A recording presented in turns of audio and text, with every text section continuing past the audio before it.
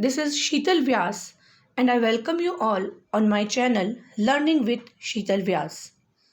Friends, today we are going to continue chapter number 10 of the textbook. The name of the chapter is The Banyan Tree. In our last video, we have seen that the author had described the banyan tree.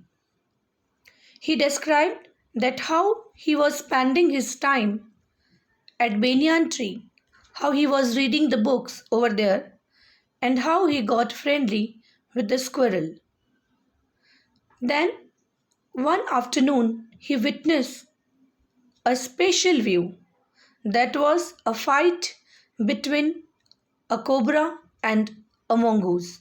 So, today we are also going to get that grandstand view of this champion fighting. So, let's start the chapter. So, the author is telling us about that afternoon when he saw that fight. The warm breezes of approaching summer had sent everyone, including the gardener, into the house. The warm breezes मतलब गर्म हवाएं चल रही थी क्योंकि उस वक्त गर्मी का मौसम था तो गर्म हवाएं चल रही थी और गर्मी इतनी तेज थी कि सभी लोग घरों में चले गए थे, यहाँ तक कि गार्डनर भी गार्डन को छोड़कर घर चला गया था. I was feeling drowsy myself, wondering if I should go to the pond and have a swim with Ramu and the buffaloes, when I saw a huge black cobra gliding out of a clump of cactus. गर्मी इतनी तेज थी कि author को भी गर्मी लगने लगी थी और वो बहुत ड्राउजी फील कर रहे थे. गर्मी की दोपहर में अक्सर हमें नींद आने लगती है, लेकिन ऑथर को इतनी गर्मी लग रही थी कि उन्हें लग रहा था कि क्या मुझे पॉन्ड में जाकर रामू और उसकी बफेलोज के साथ स्विम करना चाहिए. ऑथर अभी ऐसा सोच ही रहे थे कि अचानक उन्होंने देखा कि एक ब्लैक कलर का बहुत बड़ा कोबरा, जो है कोबरा एक स्नेक का नाम है, जैसा कि आप जानते हैं कोबरा एक बहुत ही पॉइजनस स्नेक का नाम है. तो वो जो कोबरा था वो ग्लाइड करते हुए यानी कि एकदम धीरे से चुपके से चलते हुए बाहर आ रहा था कैक्टस के क्लैम्प से. क्लम्प ऑफ कैक्टस का मतलब है कैक्टस के प्लांट्स का एक group. Eight the same time a mongoose emerged from the bushes and went straight for the cobra. और सेम टाइम पे क्या हुआ, उसी समय झाड़ियों के बीच में से कौन अपेयर हुआ. अमर्ज्ड होना मतलब अपेयर होना या दिखाई देना. तो अचानक से झाड़ियों के बीच में से उनको दिखाई दिया एक मंगूस और वो सीधा कोबरा की तरफ जाने लगा. Next paragraph. In a clearing beneath the banyan tree in bright sunshine they came face to face. यहाँ पर क्लियरिंग से मतलब है एकदम प्लेन एरिया जहाँ न बुशेस थी और न ही कैक्टस के प्लांट. तो बेनियन ट्री के जस्ट नीचे जो एकदम क्लीन एरिया था जहाँ पर की सनलाइट जो थी बहुत ही तेज थी, वहाँ पर अचानक ही दोनों एक दूसरे के फेस टू फेस यानी कि आमने सामने आ गए. यहाँ पर दोनों से मतलब है कोबरा और mongoose. The cobra knew only too well that the grey mongoose 3 feet long was a superb fighter, clever and aggressive. और कोबरा बहुत अच्छी तरह से जानता था कि ग्रे कलर का ये 3 feet लॉन्ग जो mongoose है वो एक सुपर्ब फाइटर है, यानी वो बहुत ही अच्छा फाइटर है, साथ ही वो क्लेवर भी है और बहुत एग्रेसिव भी है. एग्रेसिव का मतलब जो अटैकिंग मूड में रहता है. But the cobra too was a skilful and experienced fighter. लेकिन जो कोबरा था वो भी कोई कम नहीं था, वो भी बहुत ही स्किलफुल था, यानी कि उसको भी बहुत सारी ट्रिक्स आती थी और वो एक एक्सपीरियंस्ड फाइटर था, यानी इससे पहले भी उसने बहुत सारी फाइट्स लड़ी थी. He could move swiftly and strike with the speed of light and the sacs behind his long sharp fangs were full of deadly poison. जो कोबरा था वो बहुत ही स्किलफुली या शिफ्टली का मतलब बिना आवाज़ किए और एकदम तेजी के साथ मूव कर सकता था. वो एक लाइट की स्पीड से मतलब होता है पलक झपकते ही, यानी हमें पता भी ना चले, इतने कम समय में वह स्ट्राइक कर सकता था। स्ट्राइक करना मतलब अटैक कर सकता था। और उसके जो शार्प टीथ थे, फैंग्स का मतलब होता है सांप के या स्नेक के जो टीथ होते हैं, जो नुकीले दांत होते हैं, जिनके पीछे होती है पॉइजनस के सैक्स या पॉइजन के पाउच। ये जो पॉइजनस सैक्स होते हैं, इसी में सांप का जहर भरा होता है, और जब सांप किसी को काटता है तो वो जहर उसकी बॉडी में चला जाता है। तो ये बता रहे हैं कि जो कोबरा था उसे भी आप कम मत समझना, क्योंकि कोबरा इतना टैक्टफुल था, इतना स्किलफुल था कि पलक झपकते ही वो आप पर आक्रमण कर सकता था, आप पर अटैक कर सकता था, और उसके जो जहरीले दांत थे वो पूरे के पूरे जहर से भरे थे। It was to be a battle of champions. और क्योंकि अब मोंगूज जो कि एक सुपर्ब फाइटर था और कोबरा जो कि एक एक्सपीरियंस्ड फाइटर था, दोनों ही एक दूसरे के आमने सामने थे, तो ऑथर को लगा कि अब ये जो बैटल होने वाला है, बैटल मतलब जो लड़ाई होने वाली, जो फाइटिंग होने वाली है, वो तो एक्चुअल में चैंपियंस की फाइटिंग है, मीन्स बहुत ही इंटरेस्टिंग होने वाली है। सो फ्रेंड्स, हम भी देखते हैं इस इंटरेस्टिंग फाइट को। Hissing defiance, his forked tongue darting in and out, the cobra raised 3 of his 6 feet off the ground and spread his broad spectacled hood. और अब जबकि लड़ाई शुरू ही होने वाली थी तो कोबरा ने अपनी अटैकिंग पोजीशन बना ली थी। उसके लिए कोबरा ने क्या किया था? कोबरा ने अपनी जो बॉडी थी उसको एकदम इस तरह से बना लिया था। डिफाइंस का मतलब होता है रेजिस्टेंट बना लेना, यानी रिफ्यूज़ कर देना कि मैं तो तुम्हारी बात सुनने वाला ही नहीं हूँ। कुछ इस तरीके की पोजीशन उसने बना ली थी। और हिसिंग जो है वो सांप के आवाज़ को, उसकी जो साउंड निकलती है उसके मुंह से, उसे कहते हैं हिसिंग। तो जो सांप की टंग थी वो एकदम 2 टुकड़ों में डिवाइड होती है। आप जानते हैं कि सांप की टंग जो होती है वो फोक्ड शेप होती है। वो कंटिन्यूअसली उसको अपने मुंह से बराबर मूव करता जा रहा था, कभी वो मुंह में जाती तो कभी बाहर आती।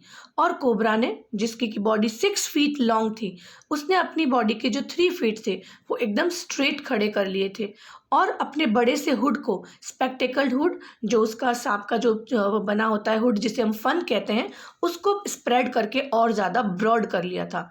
टोटली हम कह सकते हैं कि कोबरा अब अपने अटैकिंग मूड में है। The mongoose pushed his tell.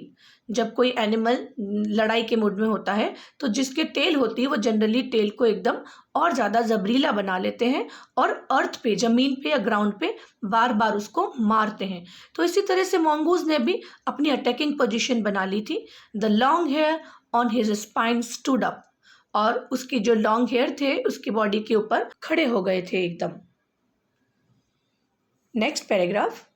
Though the combatants were unaware of my presence in the tree, they were soon made aware of the arrival of 2 other spectators. Author ने अपने आप को बेनियान tree की branches में छुपा रखा था। ऑथर ने पहले भी हमें बताया था कि वो जो बेनियान ट्री था उसकी ब्रांचेस और उसके लीव्स का जो झुंड था वो इतना बड़ा था कि कोई भी उसके पीछे छुप सकता था। तो ऑथर ने भी अपना सेफर प्लेस ले रखा था। इसलिए जो दोनों कॉम्बिटेंट्स थे, कॉम्बिटेंट्स का मतलब है वो जो फाइटर्स थे, कोबरा और मंगूज, उन दोनों को ऑथर की प्रेजेंस के बारे में पता नहीं था। लेकिन जल्दी ही उन्होंने देखा, कोबरा और मंगूज ने, कि 2 दूसरे स्पेक्टेटर्स मतलब जो उस फाइट को वॉच करने आए थे वो वहाँ पहुँच गए थे। वन वॉज अ मैना, और इन दोनों स्पेक्टेटर्स में एक थी मैना, एंड द अदर अ जंगली क्रो, और दूसरा जो था वो था एक वाइल्ड क्रो या जंगली crow. They had seen these preparations for battle and had settled on the cactus to watch the outcome. जब इन दोनों बर्ड्स ने, मैना और क्रो ने, जब देखा कि बैटल की यानी फाइटिंग की प्रिपरेशन हो रही है, स्नेक अपनी तरफ से अटैकिंग मूड में आ रहा है और मंगूज अपनी तरफ से अटैकिंग मूड में आ रहा है, तो ये सोचकर वो दोनों उसको देखने के लिए बैठ गए कैक्टस के पास ही कि देखें इसका रिजल्ट क्या होता है। Had they been content only to watch, all would have been well with both of them. Author सोच रहे हैं कि अगर ये दोनों बर्ड जो आए हैं, मैना और क्रो, अगर ये सिर्फ इस बैटल को वॉच करने आए हैं तो शायद उनका भला होगा, क्योंकि ऑथर क्या सोचते हैं कि ये फाइट जो है वो बहुत ही ज़बरदस्त होने वाली है, तो इसमें जो भी बीच में आएगा वो ज़रूर अपनी जान जोखिम में डालेगा, यानी उसका भी बुरा हो सकता है। अगर आप चुपचाप बैठकर इस बैटल को देखते हैं तो आपका कुछ भी बुरा नहीं होगा। We can see in the picture that Manna and Crow both are sitting on the cactus.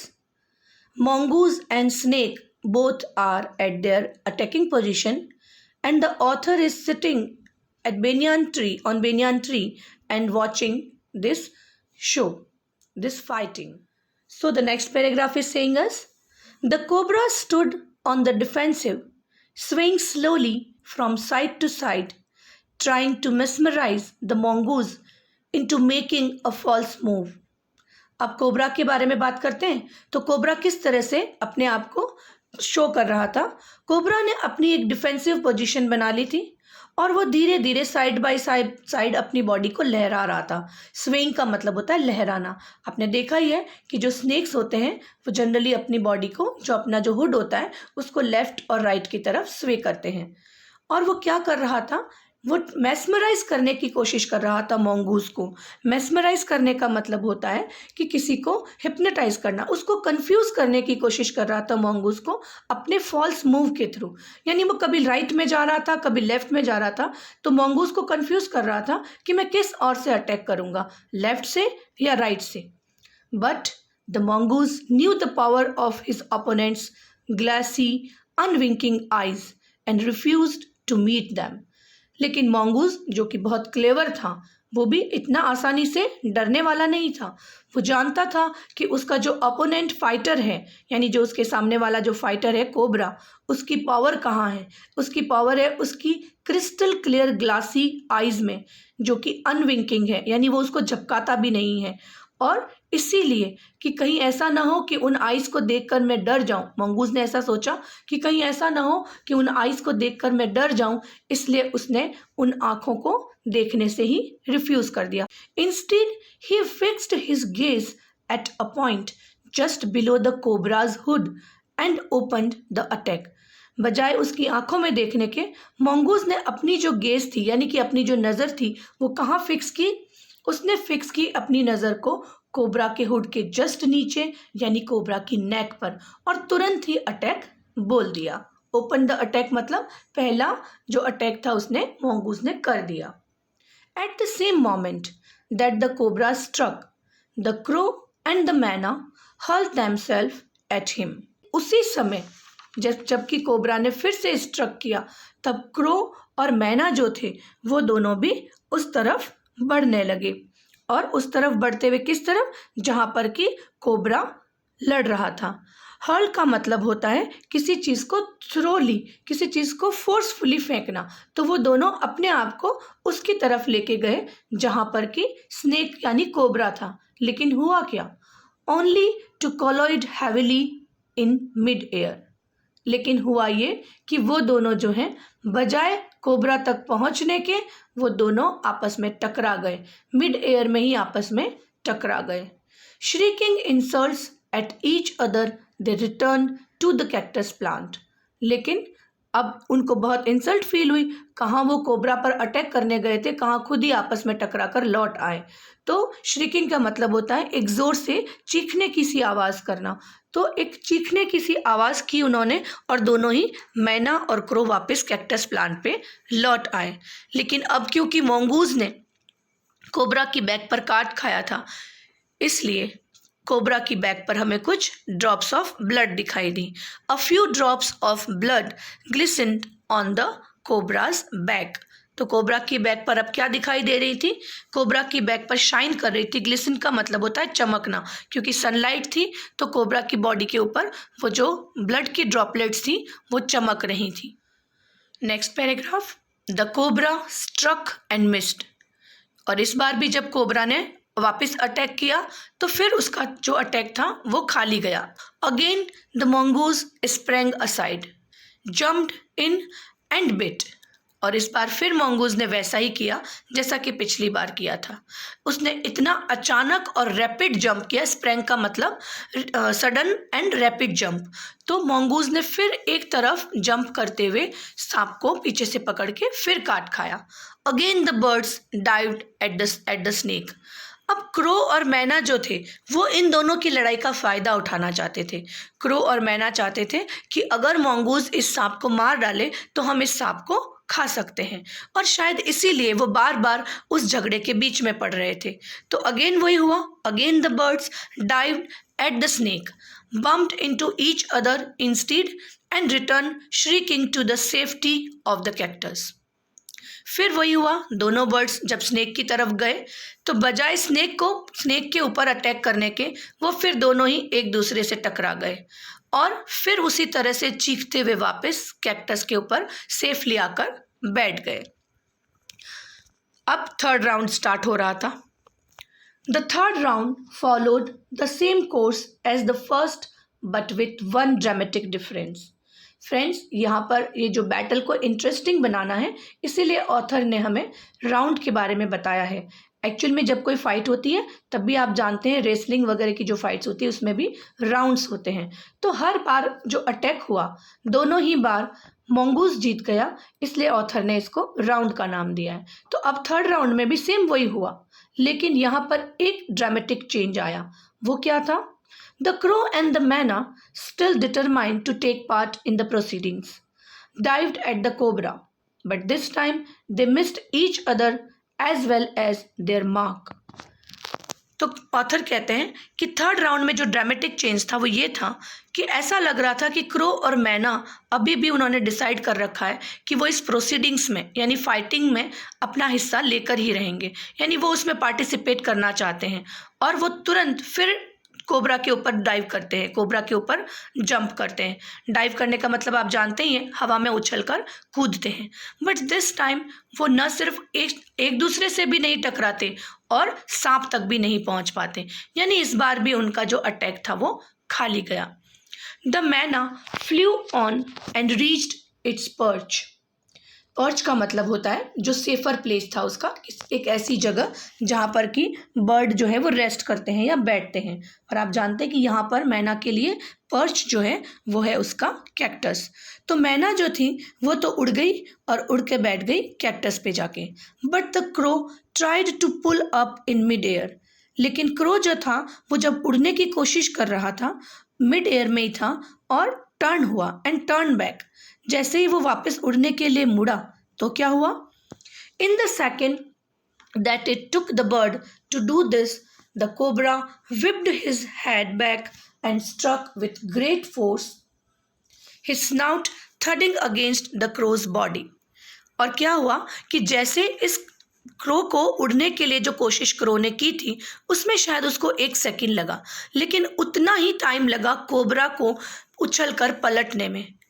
वो तुरंत पलटा और पलटकर उसने बहुत ज़ोर से अपने स्नाउट को थड की आवाज़ करते हुए, थड का मतलब होता है जब कोई चीज़ थप करके गिरती है, जब आवाज़ आती है उसके गिरने की तो उस आवाज़ को कहते हैं थड। तो जो कोबरा था उसने ग्रेट फोर्स के साथ पूरे जोर लगाते हुए क्रो के ऊपर अटैक कर दिया और अपनी स्नाउट को ज़ोर से उसके ऊपर मारा, जिससे कि क्रो की जो बॉडी थी वो नीचे गिर गई। तब ऑथर ने क्या देखा? I saw the bird flung nearly 20 feet across the garden. तब ऑथर ने देखा कि जो क्रो की बॉडी थी वो क्या हुई, एकदम से ज़ोर से उछली। फ्लंग करना मतलब ज़ोर से उछलकर गिर जाना। तो क्रो की जो बॉडी थी वो उछलकर करीब 20 फीट की दूरी पर गार्डन में जाकर गिर गई। It fluttered about for a while, then lay still. Fluttered करना मतलब फड़फड़ाना, पंखों का फड़फड़ाना या फ्लैपिंग होने को कहते हैं फ्लटर्ड। तो क्रो की जो बॉडी थी जो कि 20 फीट की दूरी पर जा गिरी थी उसमें थोड़ा सा मूवमेंट हुआ कुछ सेकंड के लिए और फिर वो ले स्टिल यानी कि फिर वो शांत हो गया। इसका मतलब है कि क्रो मर गया। The myna remained on the cactus plant, and when the snake and the mongoose returned to the fight, very wisely decided not to interfere again. जब मैना ने देखा कि क्रो मर गया है तब मैना ने अब दिमाग लगाया, यानी कि वाइजली उसने डिसाइड किया, समझदारी से काम लिया और सोचा कि अब मैं फाइट में इंटरफेयर नहीं करूंगी। The cobra was weakening and the mongoose walking fearlessly up to it raised himself on his short legs and with a lightning snap had the big snake by the snout. अब जब cobra जो था वो mongoose के इतने movement की वजह से ऑलरेडी थक गया था, फिर क्रो और मैना भी उसको परेशान कर रहे थे, तो अब कोबरा थोड़ा कमज़ोर पड़ने लगा था, थक गया था और mongoose ने इसका ही फ़ायदा उठाया। अब वो फियरलेसली चल रहा था और उसने क्या किया, अपने छोटे छोटे पाँव पर अपनी बॉडी को ऊपर उठाया और एकदम लाइटनिंग स्पीड के साथ जोर से उसने स्नेक के स्नाउट को पकड़ लिया। स्नैप करना मतलब किसी भी चीज़ को अचानक से पकड़ के तोड़ देना, तो mongoose ने अब यही किया। mongoose ने सांप की गर्दन को पकड़ा और उसको तोड़ दिया। The cobra writhed and lashed about in a frightening manner and even coiled itself about the mongoose but to no avail. Cobra अभी भी हारा नहीं था। रित का मतलब होता है मेक ट्विस्टिंग मूवमेंट, यानी कि अपनी बॉडी को ट्विस्ट करते हुए मूव करना। तो अभी भी कोबरा ने हिम्मत नहीं हारी थी, वो थक गया था, कमज़ोर पड़ गया था, लेकिन उसने हिम्मत नहीं हारी थी। लेस्ट का मतलब होता है मूव वायलेंटली एंड सडनली। तो सांप ने अपनी बॉडी को एकदम अचानक से मूव करते हुए, कॉइल करते हुए, ट्विस्ट करते हुए कोशिश की और उसने एक बहुत ही डराते हुए, फ्राइटनिंग मतलब जो mongoose को डरावना लगे, ऐसा एक मूव करते हुए अपनी बॉडी को mongoose के चारों तरफ कॉइल करने की, घुमाव बनाने की कोशिश की, कुंडली बनाने की कोशिश की, लपेटने की कोशिश की, लेकिन ये सब यूजलेस था।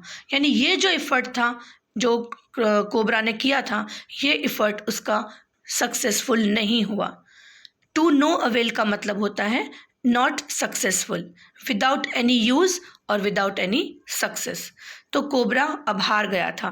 The little fellow hung grimly on until the snake had ceased to struggle. अब जो कोबरा था वो एकदम हार गया था, इसलिए mongoose ने क्या किया कि पूरी ताकत के साथ बहुत ही डेंजरस मैनर में उसने सांप को पूरी तरह से पकड़ लिया और उसको पकड़कर तब तक दबा के रखा जब तक कि सांप का कोबरा का स्ट्रगल रुक नहीं गया। यानी कोबरा भी जो था वो अपनी बॉडी को छुड़ाने के लिए लगातार अपनी बॉडी को इधर उधर मूव कर रहा था, लेकिन mongoose ने उसको नहीं छोड़ा, तब तक नहीं छोड़ा जब तक कि उसकी बॉडी पूरी तरह से रुक नहीं गई, यानी उसका स्ट्रगल रुक नहीं गया। अब यहाँ पर कोबरा लगभग मर गया था। He then smelt along its quivering length, gripped it round the hood and dragged it into the bushes. अब mongoose ने क्या किया, जब सांप ने अपना स्ट्रगल ख़त्म कर दिया तब mongoose ने उसको अच्छी तरह से पकड़ते हुए, क्यूवरिंग का मतलब होता है shaking with a slight rapid motion, उसने दांतों से कोबरा को पकड़ के पूरी तरह से हिला दिया जिससे कि उसका जितना भी बचा हुआ स्ट्रगल था वो भी ख़त्म हो जाए। फिर उसको जो हुड था उसके चारों तरफ से ग्रिप बनाते हुए उसको पकड़ लिया और उसको ड्रैग करके घसीटते हुए बुशेस के अंदर, झाड़ियों के अंदर ले गया। लेकिन अभी भी एक ऑब्जर्वर बाकी है और वो थी myna. The myna dropped cautiously to the ground, hopped about, peered into the bushes from a safe distance. अब मैना क्या किया, मैना ने सावधानी के साथ बिल्कुल कॉशियसली, सचेत रहते हुए वो धीरे से कैक्टस से नीचे उतरी, फिर थोड़ा सा होप करते हुए, जंप करते हुए, झाड़ियों के अंदर झांकते हुए वो अंदर की तरफ चली गई और एक सेफ डिस्टेंस बनाते हुए उसने क्या देखा कि जो mongoose है उसने सांप को मार डाला है। And then with a shrill cry of congratulation flew away, और फिर मैना ने एक हाई पिच पे आवाज़ की। श्रिल का मतलब होता है एक piercing voice, a loud sound, जो बहुत तेज़ चीखने जैसी आवाज़ हो, उतनी तेज़ आवाज़ की। तो ऐसा लग रहा था जैसे कि वो mongoose को कॉन्ग्रेचुलेशंस दे रही है उसकी फ़ाइट जीतने पर, और फिर वो उड़ गई। सो फ्रेंड्स, ये लिखा था हमारे लिए रस्किन बॉन्ड ने। It was really a very interesting view of the fight between a cobra and a mongoose. I hope you like this lesson. और इस लेसन से हमें एक बहुत ही अच्छा सीखने को मिलता है, एक सीख मिलती है। लाइफ में हमें कोई भी परेशानी जब आए तब हमें उसे क्लेवरली उसके साथ फाइट करना होता है, क्लेवरली हमें उसको सॉल्व करना होता है, तभी हम आगे जाकर अपनी लाइफ में सक्सेसफुल हो सकते हैं। So here we have finished the textbook. This was the last chapter of our textbook. Now we will meet again with something new, with something interesting. Till then, have a nice day. Jai Hind everyone.